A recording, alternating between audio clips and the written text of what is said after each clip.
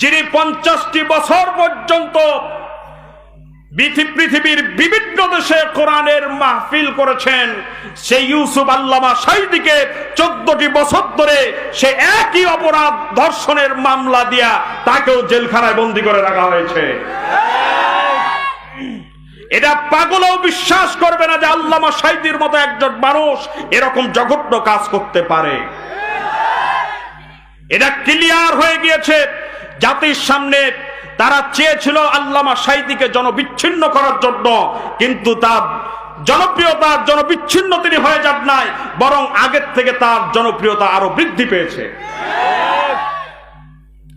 তাকে বন্দী করে রাখা হয়েছে, এর জবাব একদিন আল্লাহর দরবারে দিতে হবে, ঠিক কিনা?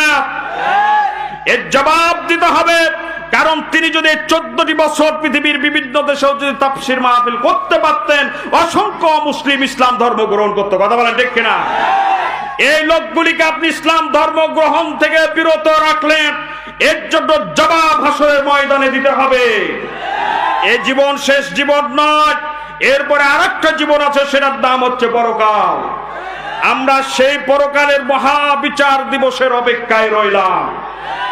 আমরা সেই দিনের অপেক্ষায় রইলাম যেই দিন আল্লাহ রাব্বুল আলামিন এই বাতিল শক্তিকে যথাযথ শাস্তি প্রদান করবে। সুতরাং ওরা মনে করেছিল তাকে আটকে রাখলে ইসলাম দমে যাবে, কিন্তু আগেই বললাম ইসলাম দমে যাওয়ার জিনিস নয়। ইসলাম হচ্ছে আল্লাহ। সাময়িকভাবে কিছু ক্ষতি করতে পারলেও স্থায়ীভাবে ইসলামের কোনো ক্ষতি করতে কেউ পারবে না।